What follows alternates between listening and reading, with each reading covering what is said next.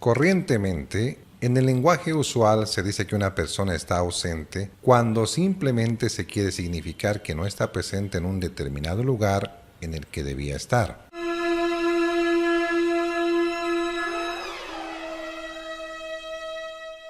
De ello, resulta que el término ausencia es sinónimo de no presencia. Se dice en sentido vulgar que la ausencia es el hecho de no estar presente en un lugar determinado.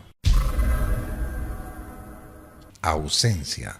De ello estaremos hablando el día de hoy aquí en nuestro canal de Derecho. Bienvenidos.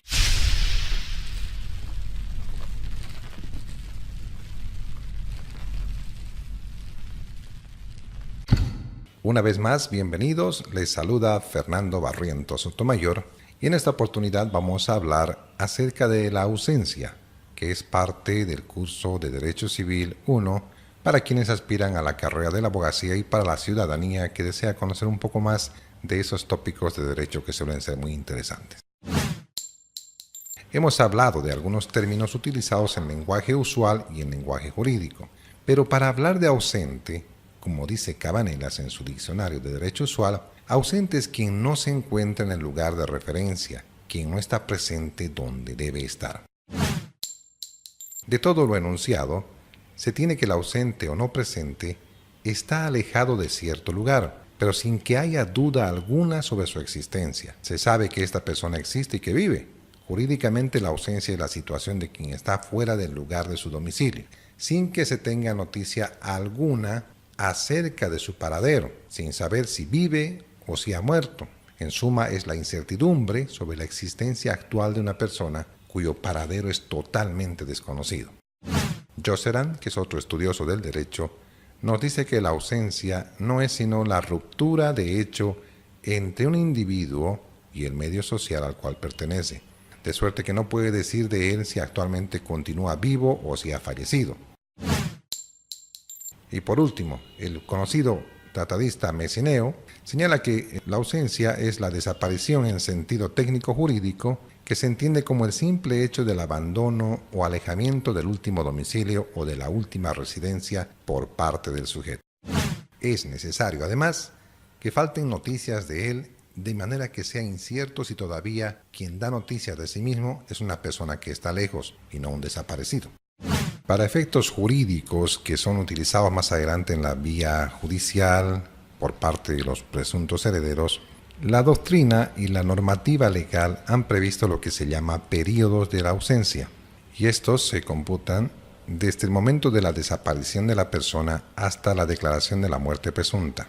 Hay que considerar 3 períodos, cada uno de los cuales tiene su propia característica y efectos.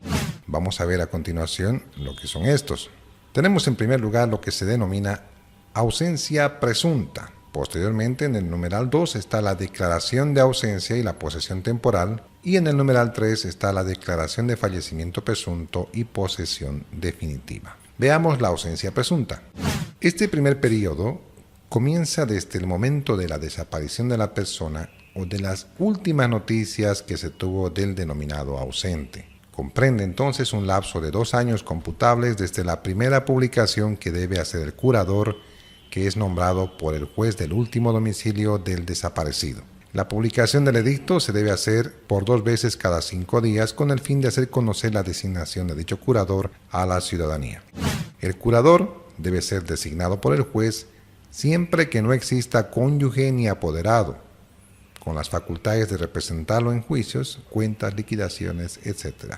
En síntesis, conservar todo su patrimonio. Este periodo, por cierto, termina en 4 fases. Primero, si el ausente retorna o hace su aparición. Si se tienen noticias ciertas acerca de su existencia, si se tiene conocimiento cierto de su fallecimiento, o si se dicta por el juzgador la declaratoria de ausencia. ¿Qué es la declaratoria de ausencia? Es aquel acto que transcurridos 2 años desde la primera publicación del edicto ordenado por la autoridad judicial a instancias del curador designado, sin que se tenga noticia alguna del ausente, los herederos o cualquier otra persona que razonablemente crean tener derechos dependientes de la muerte de éste, pueden solicitar que el juez declare judicialmente la ausencia del desaparecido. Difiriendo este periodo, el juez de la causa que conozca esta situación, en base a los documentos producidos e información recibida, va a pronunciar una sentencia declarando la ausencia del desaparecido y ordenando la posesión temporal o provisional de los bienes del ausente a favor de los herederos presuntos y de los legatarios o de otras personas con derechos subordinados a la muerte del ausente. Estas personas, para entrar en posesión de los bienes, deberán ofrecer la respectiva y adecuada fianza, imputándose al ausente el monto de los gastos resultantes. Para concluir, veamos los efectos de la ausencia en el primer periodo. La ausencia de una persona de su domicilio, sin que se tenga noticias dónde se halla, produce complejos efectos tanto en lo que respecta de los bienes del ausente, como particularmente en los que corresponden a los intereses de la familia, específicamente a los del cónyuge y los hijos. En nuestro siguiente video veremos los efectos de la fase declarativa de ausencia en el segundo periodo. Hasta entonces y gracias por seguirnos.